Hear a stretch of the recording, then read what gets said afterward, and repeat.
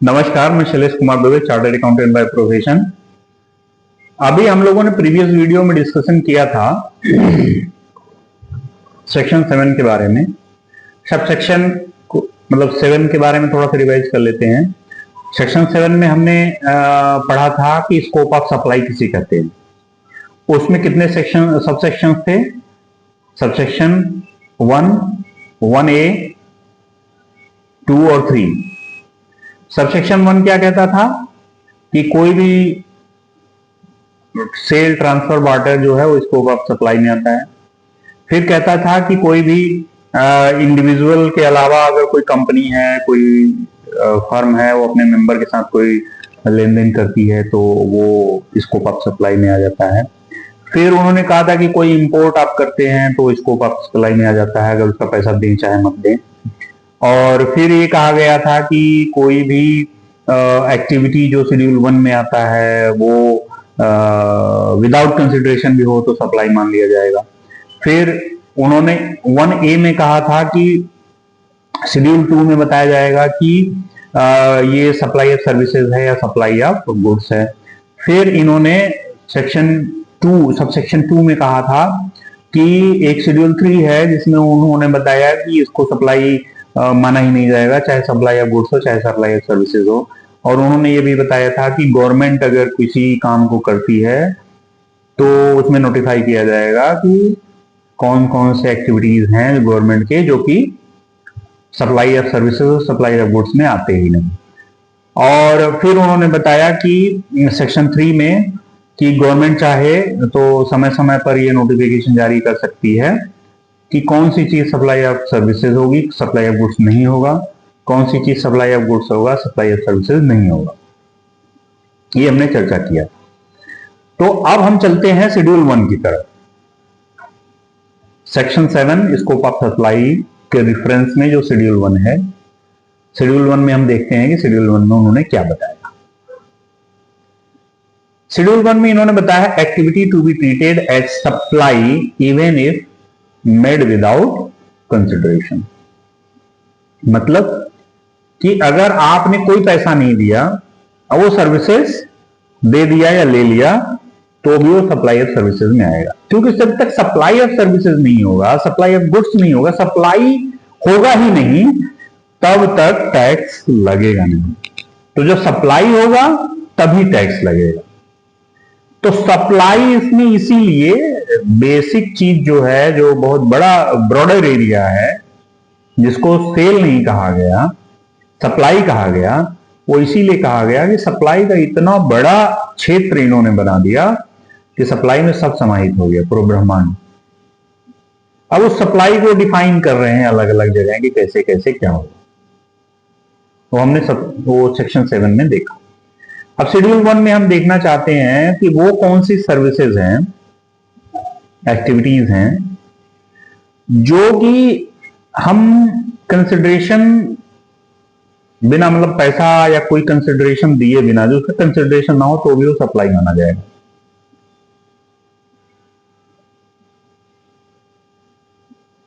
Permanent transfer और disposal of business. Disposal शब्द आया था ना ऊपर। परमानेंट ट्रांसफर और डिस्पोजल ऑफ बिजनेस एसेट। भाई आपके पास कंपनी है, फर्म है, उसमें संपत्ति है, संपत्ति किसी भी प्रकार की हो सकती है। Where input tax credit has been availed on such asset. Input tax credit क्या होता है अभी हमने आपसे चर्चा नहीं किया है, थोड़ा सा बता देता हूं ताकि आपको समझने में आसानी हो, फिर इसको डिटेल में चल के चर्चा करेंगे। होता क्या है कि जब हम कोई चीज खरीदते या बेचते हैं तो उस पर जीएसटी पे करके लाते हैं। मान लीजिए हमने कोई एसेट खरीदा, से फॉर एग्जांपल एक मशीन खरीदा, और मशीन को खरीद के ले आए, वो मशीन थी 1 लाख रुपए की, और उसके ऊपर 18%, 18% का जीएसटी लग गया, तो दैट विल बी फॉर 1,18,000, जिसमें से 1 लाख रुपए तो उसका कॉस्ट था और 18,000 रुपए उसका टैक्स था। ठीक। अब उस मशीन को हम ले आए, हमारी फैक्ट्री में लगा, हमारा फैक्ट्री जो काम करता है वो कर रहा है, प्रोडक्शन कर रहा है, सामान बेच रहा है। अब हम सामान बेचे से फॉर एग्जाम्पल 2 लाख रुपए का, 1 ही लाख रुपए का मान लो बेचिए, तो 1 लाख रुपए के ऊपर से फॉर एग्जाम्पल मैं मान लेता हूं कि जो जीएसटी का रेट था वो भी 18% ही था, जो माल मरांगे हमने बेचा। अब क्या हुआ कि हमने खरीदा मशीन तो उस पर 18,000 रुपए टैक्स दे के लाए। अब हम जो सामान को बेच रहे हैं 1 लाख रुपए की चीज, 18,000 रुपए उस पर टैक्स लगा, तो 1,18,000 रुपए हम अपने कस्टमर से लिए, तो वो जो 18,000 रुपए हमने अपने कस्टमर से लिए वो हमें गवर्नमेंट को पे करना है, वो आउटपुट टैक्स लायबिलिटी। तो गवर्नमेंट कहती है, जीएसटी एक्ट कहता है कि आप जो 18,000 रुपए मशीन पे बेच के लाए हो, मतलब मशीन खरीद के ले आए हो, उस पर जो 18,000 रुपए दिए हो वो आपका आईटीसी है, इनपुट टैक्स क्रेडिट है। अब जो आप कस्टमर से 18,000 रुपए वसूले हो वो गवर्नमेंट को पे करना है। तो एक काम करो, जो आपने 18,000 रुपए मशीन पे मतलब दे के आए हो, वो अपने जो बिक्री पे आपने टैक्स वसूला है उससे एडजस्ट कर दो। इसका मतलब ये हुआ कि जो 18,000 रुपए की आपकी लायबिलिटी थी, वो जो आपने मशीन खरीद के ले आए उस पर ऑलरेडी पे कर चुके हैं 18,000 रुपए, तो आप उस 18,000 रुपए को माइनस कर दो, हम आपसे टैक्स नहीं लेंगे। अगर वही सेल पे 20,000 रुपए होता, आपने वसूला होता, और मशीन पे आपने 18,000 रुपए पे करके लाए हैं, तो आपको गवर्नमेंट को सिर्फ 2,000 रुपए पे करना पड़ता। आप अगर सेल पे 25,000 रुपए का लायबिलिटी, आपकी टैक्स की लायबिलिटी बनती है, आपने कस्टमर से 25,000 रुपए वसूला है और आपने मशीन पे 18,000 रुपए पे करके आए हैं, तो 25,000 minus 18,000 equal to 7,000 you have to pay to the government as tax. तो ये इनपुट हो गया। तो ये कह रहे हैं शेड्यूल 1 में पहली चीज कह रहे हैं कि अगर कोई मशीन आप ले आए हैं और उसका इनपुट अवेल कर लिए हैं, मतलब इस तरह के पेमेंट में यूज कर लिए हैं आउटपुट लायबिलिटी के, और उस मशीन को अगर आप बेच रहे हैं या फेंक रहे हैं, उससे नहीं मतलब है। उसका पैसा ले रहे हैं कि नहीं ले रहे हैं मतलब नहीं, तो वो सप्लाई माना जाएगा। सप्लाई माना जाएगा, इसका मतलब उस पर टैक्स की जो लायबिलिटी है उसका बाद में कैलकुलेशन कैसे होगा, लेकिन वो सप्लाई माना जाएगा।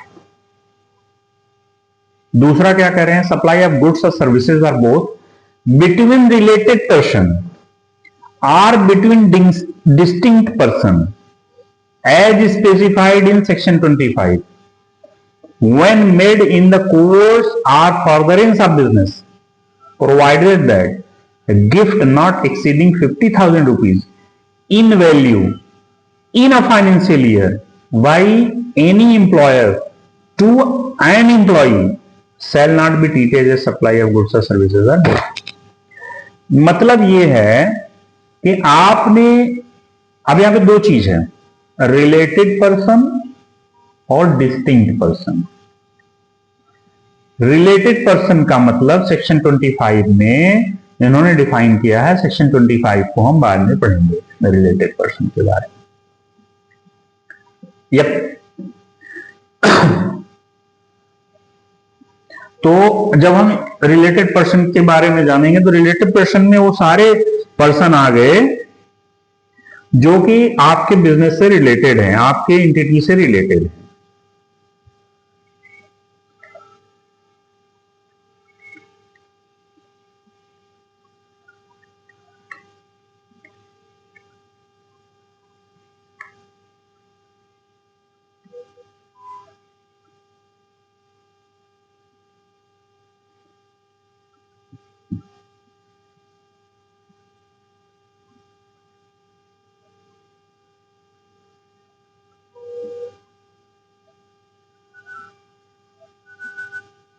ठीक है, तो रिलेटेड पर्सन के बारे में हम अभी आगे पढ़ेंगे। तो रिलेटेड पर्सन का मतलब ये समझ लीजिए कि आपसे रिलेटेड हो, वो एम्प्लॉय भी हो सकता है, वो आपके मतलब फैमिली मेंबर भी हो सकते हैं, रिलेटिव भी हो सकते हैं, कोई भी हो सकता है। तो कह रहे हैं कि कोई भी सामान रिलेटेड पर्सन से आप ट्रांजेक्शन कर रहे हो, उससे पैसे ना ले रहे हो, कंसिडरेशन ना ले रहे हो। भाई प्यार मोहब्बत में मैं भाई हूं, अपने भाई को दे दिया। मेरी कपड़े की फैक्ट्री है, मेरा भाई आया और मैंने उसको 2-3 जीन्स के पैंट और 2-3 शर्ट दे दिया। तो कह रहा है दे दिया तो दे दिया, लेकिन वो सप्लाई माना जाएगा, और सप्लाई माना जाएगा तो टैक्सेबिलिटी बनेगी। दूसरा कह रहा है डिस्टिंक्ट पर्सन।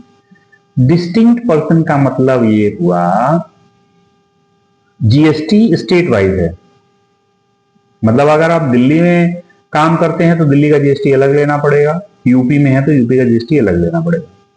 तो अगर यूपी के यूनिट से अगर आप दिल्ली कोई माल भेज रहे हैं तो वो सप्लाई माना जाएगा। मतलब आप सेम पर्सन है ना, दो जीएसटी को डिस्टिंक्ट पर्सन मान लिया तो भी सप्लाई माना जाएगा। एक चीज को इन्होंने कहा कि अगर कोई एम्प्लॉयर है अपने एम्प्लॉय को 50,000 रुपए तक का कोई गिफ्ट देता है, एक एम्प्लॉय को 50,000 रुपए पूरे साल में, तो वो सप्लाई नहीं माना जाएगा।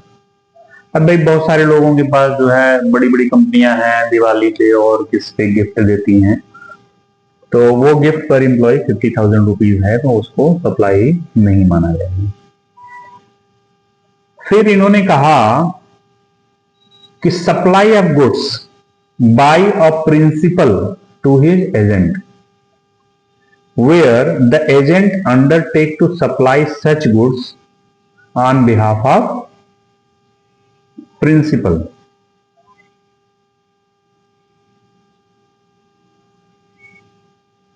दूसरा है by an agent to his principal where the agent undertake to receive such goods on behalf of principal.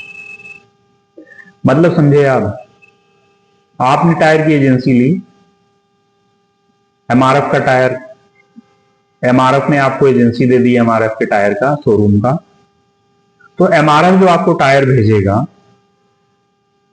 वो स्कोप ऑफ सप्लाई में आता है। ऐसा नहीं कि एमआरएफ ने भेज दिया आपके पास और आप जो है अपने एजेंसी में अपने दुकान में रख लिए और जब बिकेगा तो एमआरएफ के नाम से बिकेगा, ऐसा तो है नहीं। वो तो आप अपने दुकान के नाम से बिल काटेंगे। तो जब आप अपने दुकान के नाम से, इसीलिए लिखा हुआ है with behalf of the principal, goods on behalf of the principal. मतलब टायर तो बेच रहा है एमआरएफ का ही, लेकिन बेच रहा है खुद। तो जब एमआरएफ इनके पास भेजेगा तो स्कोप ऑफ सप्लाई में आएगा, या उल्टा ऐसे ही कि ये एमआरएफ के पास भेजेंगे तो भी आएगा स्कोप ऑफ सप्लाई में। Import of services by a person, import of services by a person from a related person or from any of his other establishment outside India in the course of preparation of business. वही चीज है घुमा फिरा के कि अगर आप कोई इंपोर्ट करते हैं सर्विसेज, अमेरिका में आपका कोई जानने वाला है, सॉफ्टवेयर इंजीनियर है, और आपने अपने बिजनेस के लिए उससे कोई सॉफ्टवेयर बनवाया, आपके भाई ही हैं, आपके साले हैं, आपके भाई हैं, आप कोई भी है, और उससे आप सॉफ्टवेयर डेवलप करवा लिए, तो वो स्कोप ऑफ सप्लाई माना जाएगा आपके, चाहे वो कोई भी हो, आप पैसा लिए हो चाहे मत लिए हो। ये चीजें सारी जो हैं, पैसा लिया हो चाहे ना लिया हो, पैसा दिया हो चाहे ना दिया हो, ये सारे सप्लाई माने जाएंगे। पहला क्या कि कोई मशीन आप बेच रहे हो, कोई एसेट बेच रहे हो और उस पर ऑलरेडी इनपुट को अवेल कर लिए हो। दूसरा क्या है कि कोई भी पर्सन जो कि रिलेटेड पर्सन, रिलेटिव से या रिलेटेड पर्सन से या डिस्टिंक्ट पर्सन के बीच में अगर कोई ट्रांजेक्शन होता है तो उस पर चाहे पैसा का लेन देन हुआ हो ना हुआ हो, सप्लाई माना जाएगा। तीसरा इन्होंने बताया कि प्रिंसिपल और एजेंट का रिलेशन जहां हो वहां पे कोई लेन देन होता है, चाहे प्रिंसिपल एजेंट को भेज रहा हो चाहे एजेंट प्रिंसिपल को भेज रहा हो, सप्लाई माना जाएगा। और फिर इन्होंने कहा कि कोई इंपोर्ट किया हो आपने पर्सन से, किसी भी पर्सन से कोई भी सर्विसेज मतलब लिया हो, चाहे वो आपके रिलेटिव हो चाहे वो उसका एस्टेब्लिशमेंट हो, मतलब आपके साले का कोई कंपनी भी हो अमेरिका में और उस कंपनी ने आपको सर्विसेज दिया है, या फिर आपके साले साहब ने, आपके भाई ने, आपकी बहन ने दिया है सर्विसेज, तो स्कोप ऑफ सप्लाई में आ जाएगा। ठीक, अब हम चलते हैं शेड्यूल 2 की तरफ। शेड्यूल 2 क्या कहता है? एक्टिविटी और transactions to be treated as supply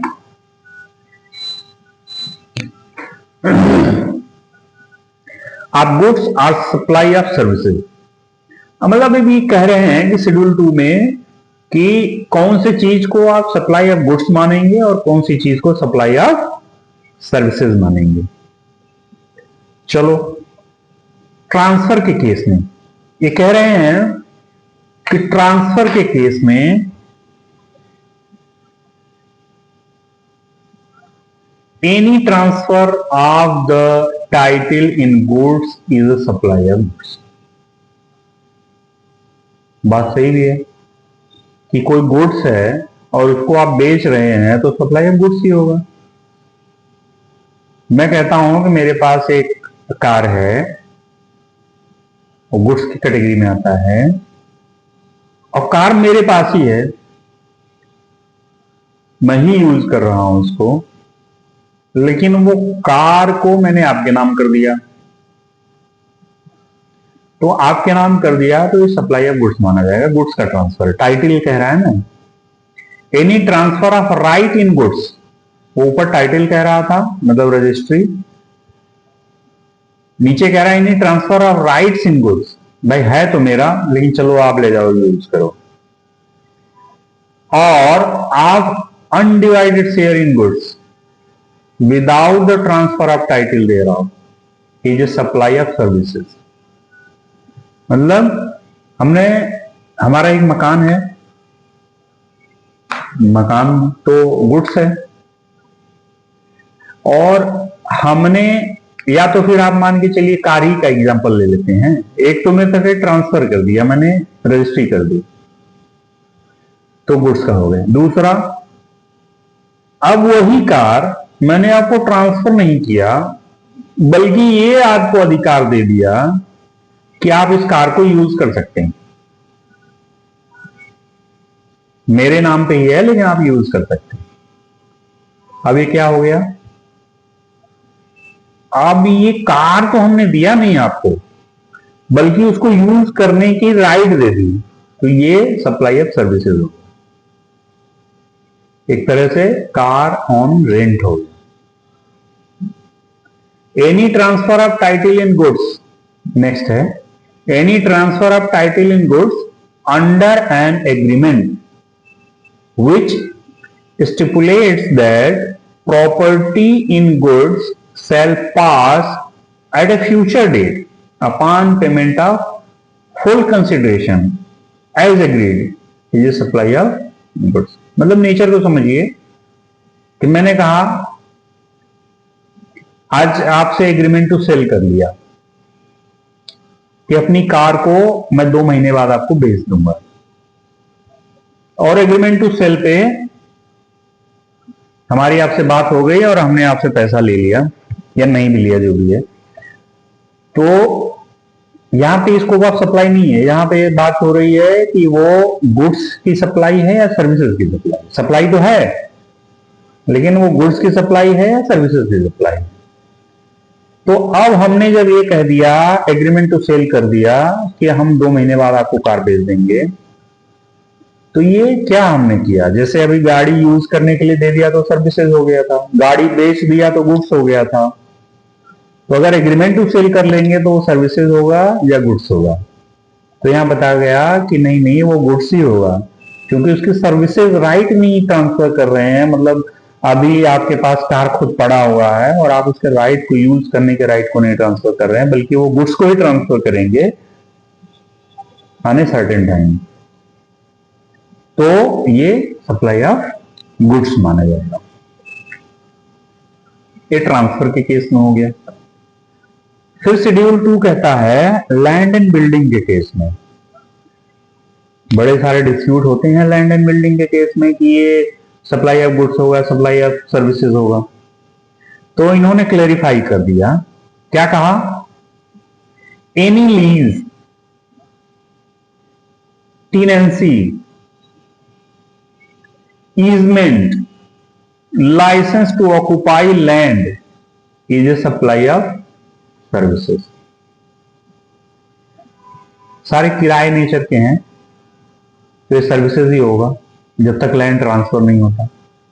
वैसे भी लैंड को जीएसटी के अंदर नहीं रखा गया है। Any lease or letting out the building, including a commercial industries or residential complex for business or commerce, either wholly or partially, supply of services, मतलब किराए पे देना, supply of services। अच्छा, अब ये कह रहे हैं कोई ट्रीटमेंट या प्रोसेस,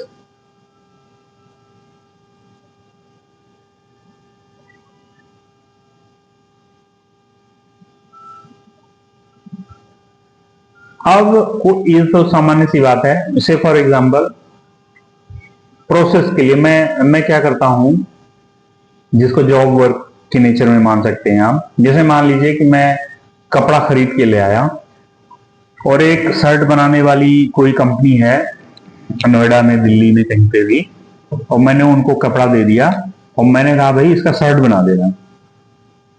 अब शर्ट बनाते समय मैंने उसको धागा नहीं दिया, उसको बटन नहीं दिया, सिर्फ कपड़ा दे दिया। उसने धागा, बटन, आयरन, क्लीनिंग सारा चीज उसने किया, पैकिंग करके हमें दे दिया। अब उसने जब दे दिया तो ये क्या माना जाएगा? सप्लाई ऑफ सर्विसेज माना जाएगा या सप्लाई ऑफ गुड्स माना जाएगा? तो इसको माना गया कि ये सप्लाई ऑफ सर्विसेज माना जाएगा, क्योंकि वो सर्विस दे रहा है, वो कोई गुड्स नहीं सप्लाई कर रहा है। वो सर्विस देने में वो बटन और वो धागे और एम्प्लॉइज, इलेक्ट्रिसिटी सब खर्च हुआ, तो वो सप्लाई ऑफ सर्विसेज। फिर कह रहे हैं कि transfer of business asset, where goods forming part of the assets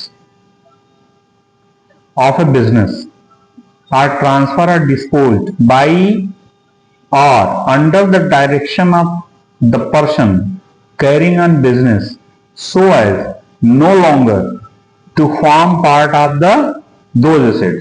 Such transfer or disposal is supply of goods by the person.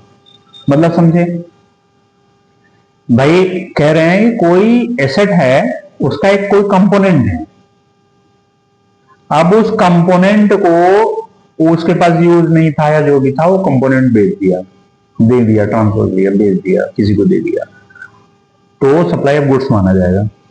ठीक भी है। नेक्स्ट है where by or under the direction of the person carrying on business, goods held or use for the purpose of business are put to any private use, are used, are made available for any person to use for any purpose other than the purpose of this business. The uses of making available of such goods supply services. बिल्कुल ठीक है।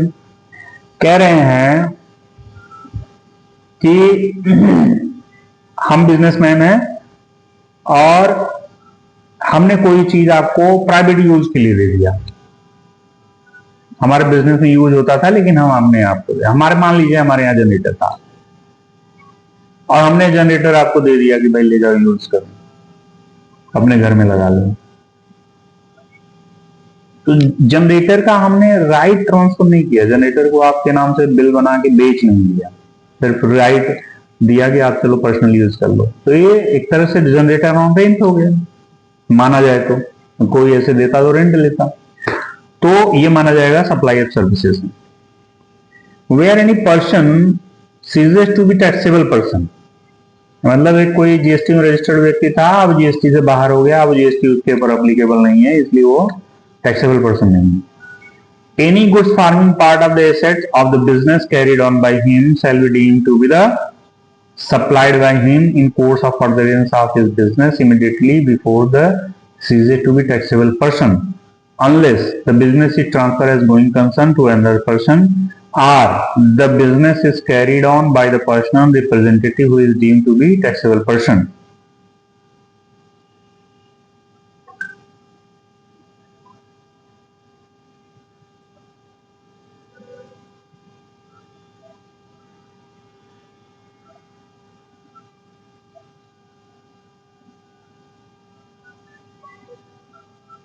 where any person ceases to be taxable person, any goods forming part of the asset of any business carried out by him। मतलब कोई person था, वो अब taxable person नहीं रहा, उसका बिजनेस बंद हो गया या छोड़ दिया, तो कोई उसके मतलब कोई एसेट था उसके बिजनेस में, deem to be supply by him in course of furtherance of business immediately before the. हाँ तो ठीक है, तो फर्दरेंस ऑफ बिजनेस हो गया तो सप्लाई मान लिया जाएगा। अब वो क्या सप्लाई करता है, अगर गुड्स है तो नेचर समझिए कि अगर वो गुड्स को सप्लाई करता है, राइट को सप्लाई करता है तो सर्विसेज हो जाएगा, और अगर वो टाइटल को ट्रांसफर करता है तो वो गुड्स हो जाएगा। Supply of services, the following shall be treated as supply of services namely. बात सही है, रेंटिंग ऑफ इमूवेबल प्रॉपर्टी, घर मकान किराए पे दे दिया तो सर्विस हो गया।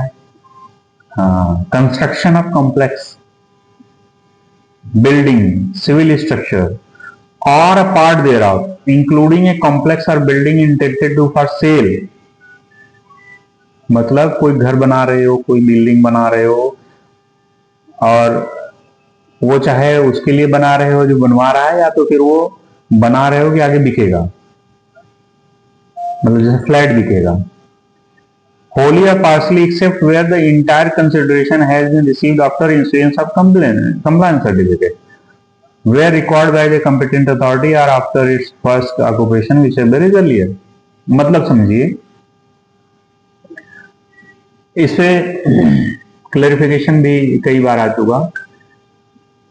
जीएसटी से बाहर इसको रखने का पर्पज भी यही था कि जब आप कोई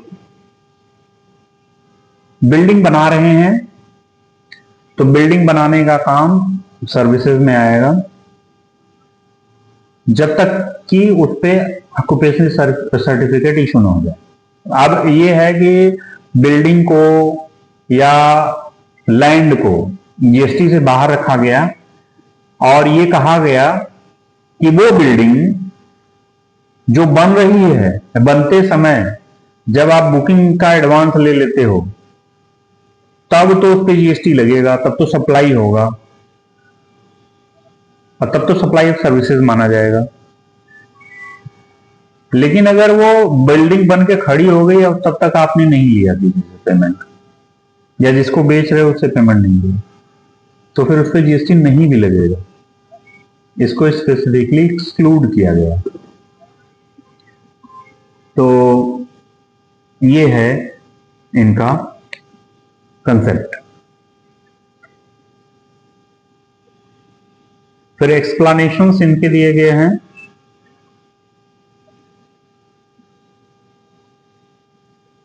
एक्सप्लेनेशन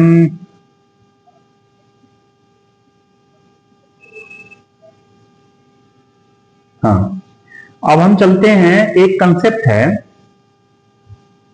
कंपोजिट सप्लाई का।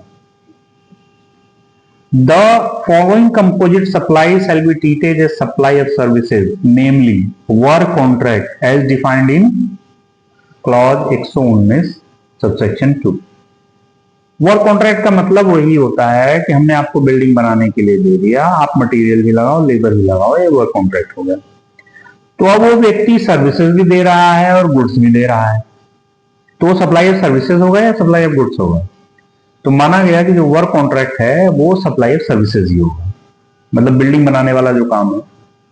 Supply by way of or as part of any services or in any other manner whatsoever of goods being food or any other article for human consumption or any drink other than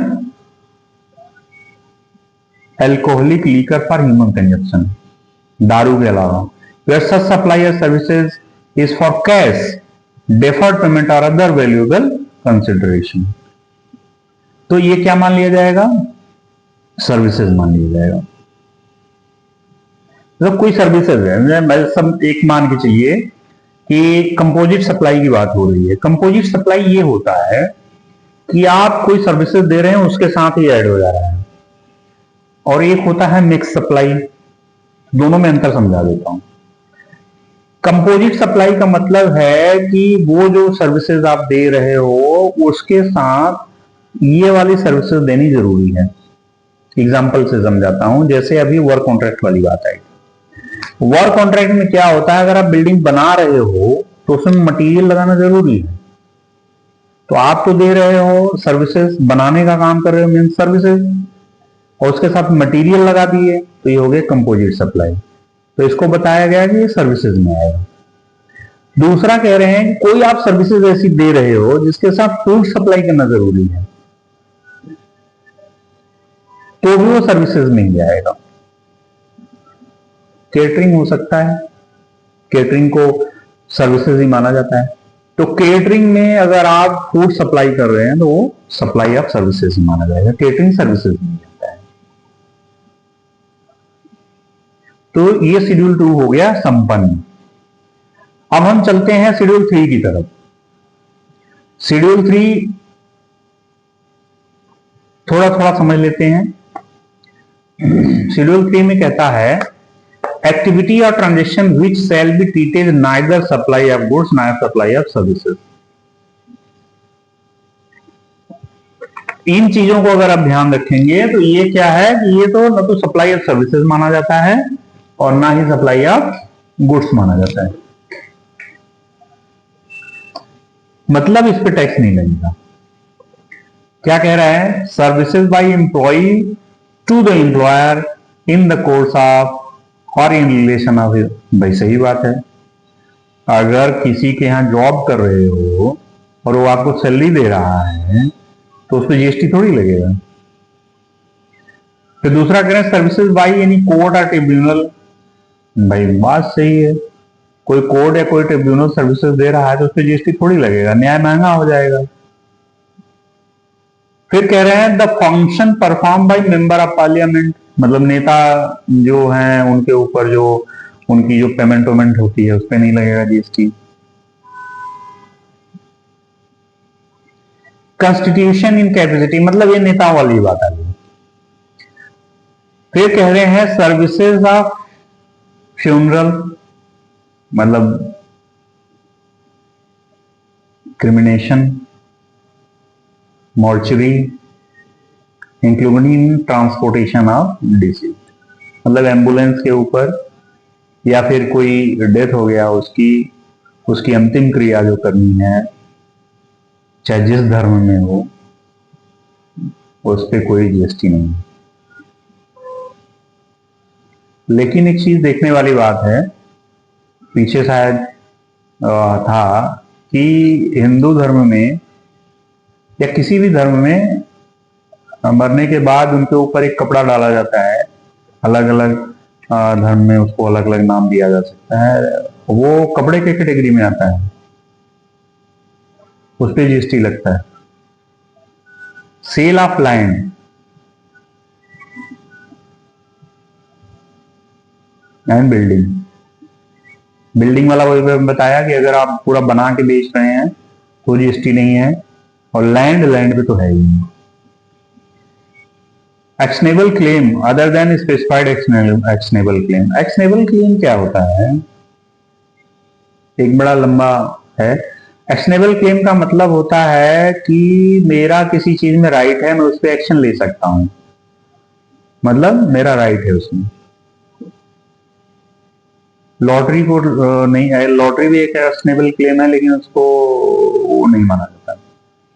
supply of goods from a place in the non taxable territory to another place in the non taxable territory without such goods entering into the India. मतलब समझे कि आप भारत में हो, आपका व्यापार भारत में है, आप जापान से माल मंगाना है और ऑस्ट्रेलिया भेजना है, वो माल ने जापान से इंडिया में इंटर किया ना, इंडिया से फिर ऑस्ट्रेलिया गया, आपने जापान से सीधे ऑस्ट्रेलिया भेज दिया। लेकिन जापान वाला भी आपको जानता है, ऑस्ट्रेलिया वाला भी आपको जानता है, जापान वाला ऑस्ट्रेलिया वाला डायरेक्ट डील नहीं। मतलब जापान वाले से आपने खरीदा और ऑस्ट्रेलिया वाले को भेज दिया।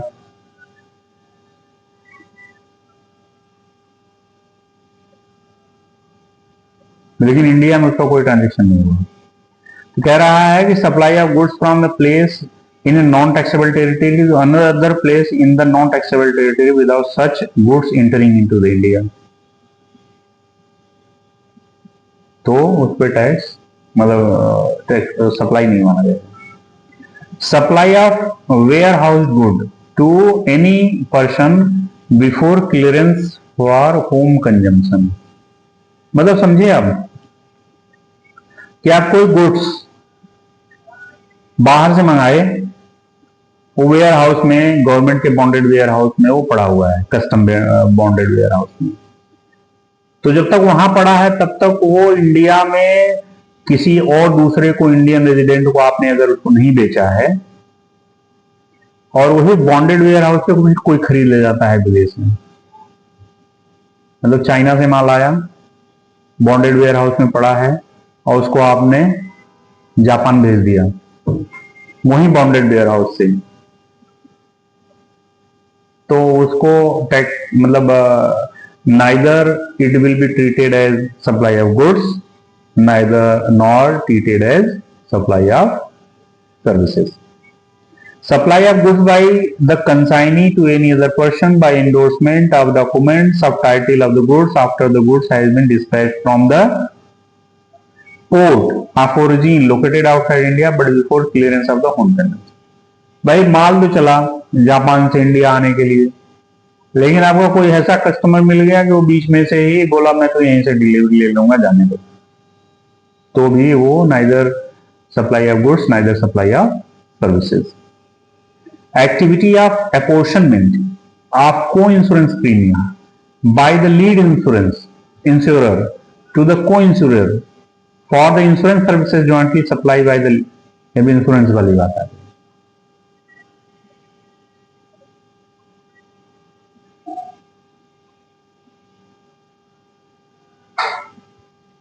मतलब इसमें कह रहे हैं कि जो लीड इंश्योरर है वो अपने सब इंश्योरेंस मतलब बड़ा इंश्योरेंस कंपनी ने छोटे को एजेंसी दे दी, तो बड़े वाले ने अगर टैक्स पे कर दिया है तो छोटे वाले को देने की जरूरत नहीं,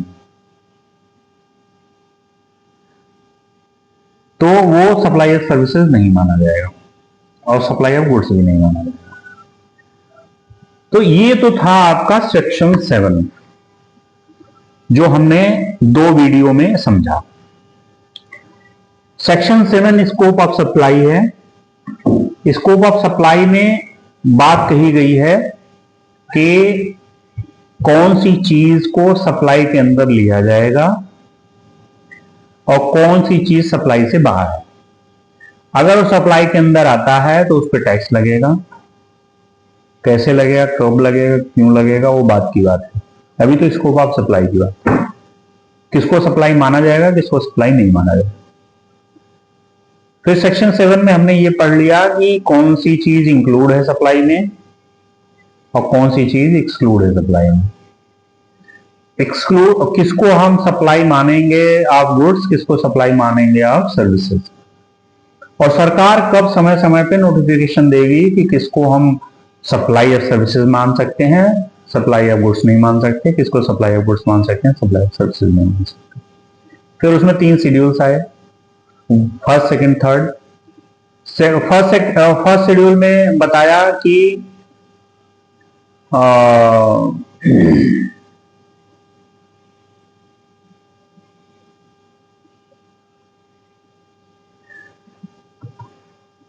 फर्स्ट शेड्यूल में बताया कि आप अगर कोई सर्विसेज ले रहे हैं, एक्टिविटी कुछ कर रहे हैं, सर्विसेज हो या गुड्स हो, आप कोई एक्टिविटी कर रहे हैं और उस पर पैसा दे रहे हैं चाहे नहीं दे रहे हैं, विदाउट कंसिडरेशन, रिलेटिव से हो और कई चीजें उसमें मैंने आपको बताया, तो अगर आप कर रहे हैं तो वो सप्लाई माना जाएगा। शेड्यूल 2 में था कि कौन सी चीजें सप्लाई ऑफ सर्विसेज मानी जाएंगी, कौन सी चीजें सप्लाई ऑफ गुड्स माना जाएगा, जिसमें मैंने कार का एग्जांपल देके बताया कि कुछ चीजें ऐसी हैं जिसका टाइटल ट्रांसफर हो जाता है, कुछ चीजें ऐसी हैं जिसका राइट ट्रांसफर हो जाता है। बिल्डिंग है उसको रेंट पे दे दिया जाता है, बिल्डिंग को बेच दिया जाता है, तो ये सारी चीजें जो हैं, कौन सी चीजें सप्लाई ऑफ सर्विसेज में आएंगी, कौन सी चीजें सप्लाई ऑफ गुड्स में आएंगी, वर्क कॉन्ट्रैक्ट वगैरह भी उसमें था। फिर शेड्यूल 3 ने बताया कि कुछ चीजें ऐसी हैं जिसको ना हम सप्लाई ऑफ सर्विसेज मानेंगे और ना ही तो सप्लाई ऑफ गुड्स मानेंगे। उसमें उन्होंने कई सारी चीजें बताई, जैसे कि पब्लिक यूटिलिटी वाली चीजें हैं, जैसे कि पार्लियामेंट में नेता हैं, और क्या कहते हैं, अंतिम क्रिया वाली चीजें हैं, लैंड की हैं, बिल्डिंग आफ्टर कंप्लीशन आप बेच रहे हैं। तो ये सारी चीजें, वेयर हाउस में गुड्स आया और वेयर हाउस से आपने रिलीज नहीं करवाया, वहीं से बेच दिया, और फिर टेरिटरी से बाहर ही गुड्स था, वहीं से वहीं सेल हो गया। तो ये सब सारी चीजें जो है ना, neither goods of neither supply of services nor supply of goods माना जाएगा। तो ओवरऑल हमारी एक व्यू बन गई सेक्शन 7 के ऊपर, स्कोप ऑफ सप्लाई के ऊपर। अब इसमें बड़े सारे डिस्कशन हैं, बड़ी लंबी चौड़ी डिस्कशन है, एक एक पॉइंट को जब हम समझना शुरू करेंगे तो बड़ा समय लगेगा। तो अगर इसमें कहीं किसी को कोई डाउट हो तो आप मुझे कमेंट भी कर सकते हैं, और या तो फिर मेरा जो व्हाट्सएप चैनल, मैं आपको इसमें लिंक शेयर करूंगा, आप उसमें भी शेयर कर सकते हैं। अगर आपको ये बुक्स की कॉपी चाहिए तो मैं उस पर शेयर कर दूंगा, आप उसको डाउनलोड कर सकते हैं पढ़ने के लिए।